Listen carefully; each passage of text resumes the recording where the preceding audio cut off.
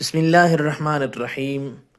السلام علیکم دوستو، آج کی ویڈیو نوجوان نسل کے لیے سبق آموز ہونے والی ہے، تو بڑھتے ہیں آج کی اپنی ویڈیو کی طرف۔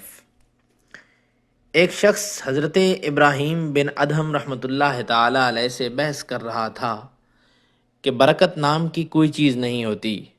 آپ رحمۃ اللہ تعالی علیہ نے فرمایا، کیا تم نے کتیا اور بکری دیکھی ہے؟ وہ شخص بولا، ہاں۔ تو آپ نے اس شخص سے پوچھا، کتیا اور بکری میں زیادہ بچے کون جنتا ہے؟ وہ بولا، کتیا۔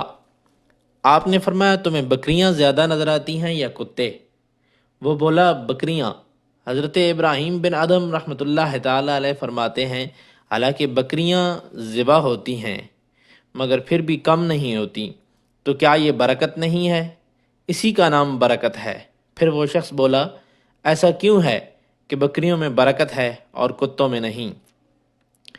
آپ نے فرمایا، بکریاں رات ہوتے ہی فوراً سو جاتی ہیں اور فجر سے پہلے اٹھ جاتی ہیں، اور یہی نزول رحمت کا وقت ہوتا ہے، لہٰذا ان میں برکت حاصل ہوتی ہے۔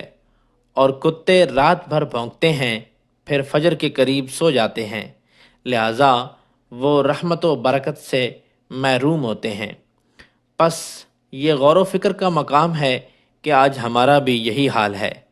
ہم اپنی راتوں کو فضولیات میں گزارتے ہیں اور وقت نزول رحمت سو جاتے ہیں۔ اسی وجہ سے آج نہ تو ہمارے مال میں برکت ہے اور نہ ہی ہماری اولاد میں اور نہ ہی کسی دوسری چیز میں برکت رہ گئی ہے۔